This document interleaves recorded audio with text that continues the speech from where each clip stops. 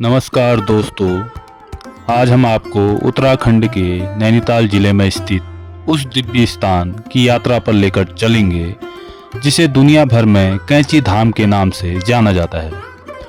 15 जून 2026 के इस पावन अवसर पर हम जानेंगे कैंची धाम का इतिहास, नीम करौली बाबा का जीवन और इस धाम की वह विशेषता जिसे लाखों श्रद्धालुओं को अपनी ओर आकर्षित किया है।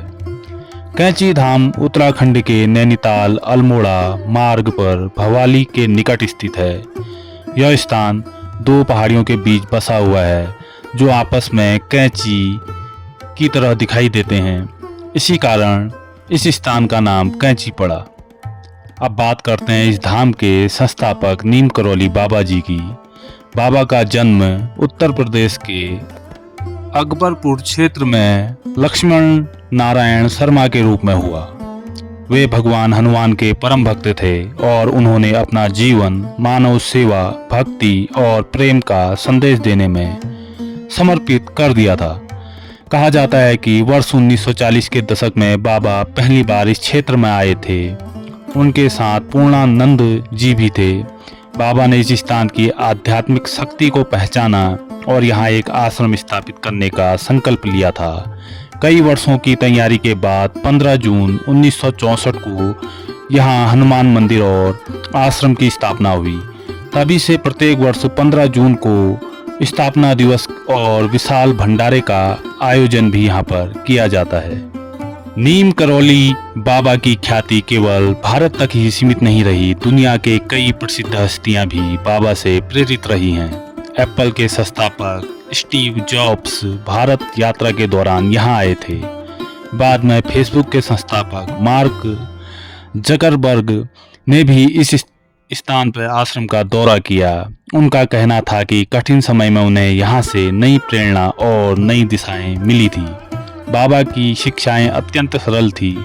वे कहते थे, सबसे प्रेम करो, सबकी सेवा करो और भगवान को याद रखो। यही संदेश आज भी कैंची धाम की आत्मा माना जाता है। यहाँ आने वाला हर व्यक्ति जाति, धर्म और भाषा के भेदभाव से ऊपर उठकर प्रेम और शांति का अनुभव करता है। 15 जून का दिन कैंची धाम के लिए विशेष महत्व रखता है। इस दिन विशाल मेले और भंडारे का आयोजन होता है। हजारों स्वयंसेवक श्रद्धालुओं की सेवा में लगे रहते हैं और लाखों भक्त प्रसाद ग्रहण करते हैं। यह आयोजन केवल धार्मिक कार्यक्रम नहीं बल्कि सेवा और समर्पण का अद्भुत उदाहरण है। आज वर्ष 2026 में भी कैंची धाम की लोकप्रियता लगातार बढ़ रही है।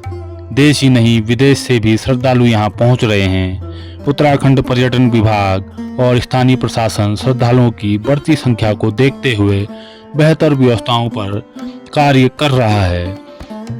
दोस्तों, यदि आप नैनीताल जाएं तो कैंची धाम के दर्शन अवश्य करें। यहाँ की शांत वादियाँ, बहती नदी, जो नदी यहाँ पर प्रवाहित होती है वह शिप्रा नदी के नाम से जानी जाती है। मंदिर की घंटियाँ और बाबा की दिव्य उपस्थिति मन को अद्भुत शांति प्रदान करती है। दोस्तों, इस कैंची धाम में प्रसाद के रूप में आपको मालपुआ तथा आलू की सब्जी दी जाती है और आप कैंची धाम मंदिर में जाएं तो यहाँ पर मालपुए का ही भोग लगता है। विशेषतः अभी वर्तमान में लड्डुओं का भोग भी लगाया जाने लगा है। कैंची धाम केवल एक स्थान नहीं है बल्कि आस्था, सेवा और प्रेम की जीवंत पहचान है, जहाँ बाबा नीम करौली का संदेश आज भी हर भक्त के हृदय में गूंजता है। प्रेम ही ईश्वर है और सेवा ही सबसे बड़ी पूजा है। जय गुरुदेव, जय नीम करौली बाबा, जय हनुमान जी। तो दोस्तों, यह थी कैंची धाम यात्रा की एक छोटी सी वीडियो। उम्मीद करता हूँ आपको यह वीडियो पसंद आए और अगर कोई त्रुटि इस वीडियो में मुझसे भूल चूक हुई हो तो उसके लिए मैं क्षमा प्रार्थी हूँ। फिर मिलता हूँ ऐसी ही किसी रोचक जानकारी के साथ। तब तक के लिए धन्यवाद। जय देवभूमि, जय उत्तराखंड।